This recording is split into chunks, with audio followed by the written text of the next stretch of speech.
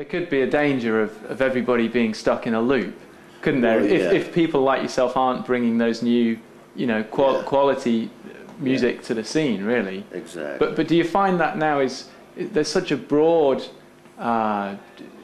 difference of music that gets labelled jazz, some of it being electronics, right. Some of it being very strange things I've heard in the UK, balloons going off next to microphones, all sorts of things like that. Do you think people can go too far with that? I mean, or are you fairly open to say, yeah, do what you will with it?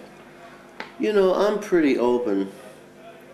I think it's up to what people like. If you really enjoy to hear balloons going off next to microphones and typewriters and vacuum cleaners and stuff, that's cool with me. But you may not see it tonight, he says. Right. Yeah. For the people who do that, if it brings them joy, sure, then that's great. And the audience. And the people that go to hear it, if it brings them joy, then that's beautiful. Yeah. Because that's what our music is about. It's supposed to be about sharing an experience and bringing people joy and having people feel better when they leave the hall than when they got there. Inspired. Right. Or ready to give up. Yeah, elevated. Yeah. Depending how good the person was. Exactly. So, I'm a sort of a live and let live person. So whatever people like is great, and so that's why Patricia and we decided to do what we like too. Excellent. And the record label has allowed you absolutely to do that. Yeah, exactly. Talking of freedom, maybe in the playing, I know you've played with fantastic players throughout the ages, and they've played with you as well. Buddy Rich Big Band, you spent some time in that when you were quite a young gentleman. Is that? Yeah, that was my first full-time professional band experience. Before that, I had been playing summers, in summer groups at the beach, at resorts and stuff like that. But when I went up to the Berklee School in Boston, I was up there for about a year and a half studying and playing in bands there. And Buddy Rich asked me to join his band at that time when I was at Berklee, and I left Berklee to join Buddy. And so that was my first full-time, on-the-road, playing every day experience, and it was a great experience. There was great players in that band at the time, and as a younger guy, did you cut your teeth learning with these guys? And well, that's always the way it's been. That's the way it's been all my life. Music is a school. So when you're in any band, you're always learning from the other players. You're always learning. When I was with Buddy Rich's band, Bobby Shue was there, great player. Chuck Finley, great jazz trumpet player. Don Menza had come back from Germany and joined Buddy Rich's band. Pat LaBarbera was on that band for a while. There were a lot of great players. So it was like going to school every night, And getting paid. Right. Hopefully. Yeah. Latterly, I think of you personally, a lot of the GRP, big band stuff as well, which really quite unique in its way and how it brought a lot of players together. Right. A lot of great guys in that, Eddie Daniels, etc. Do you find that as the music changed, styles of people you were meeting changed? Of say the younger guys coming through, how did their style change from what you'd been listening to and playing with? Well, everything is always evolving. Styles change, the music business changes, the requirements of the music business change, the choices that young players make because they want to be successful change, all of that kind of stuff. So, there's a constant evolution.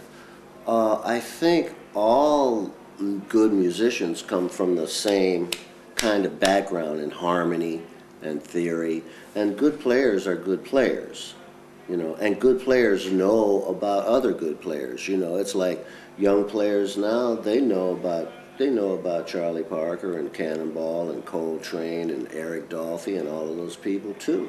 Yeah. It's just how they choose to use the material. that knowledge and listening. And then it's a subjective thing for the audience. It's a personal choice for the audience of whether they enjoy it or not. It's always that. It's always personal choice.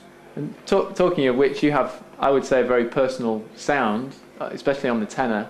Big, great sound, and very distinctive.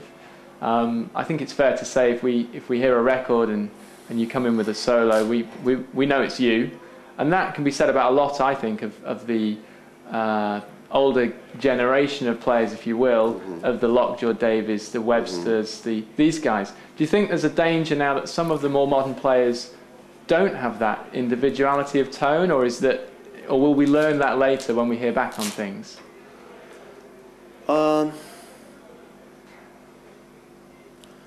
The sound of the saxophone has changed. When you talk about people like Lester Young and Ben Webster and Coleman Hawkins and all of those people, they had a very round, broad sound. What has happened is the sound of the saxophone has thinned out. And rather than having a bottom, a middle, and a top end, a resonance end, now it's just middle and highs. Lots of highs, And I think part of that is because of the evolution of pop music, the evolution of fusion and electronic music, and you had, for a saxophonist, being an acoustic instrument in an electric environment, it's like many times, it's like fusion bands, it's like guitar, electric bass, electronic keyboards.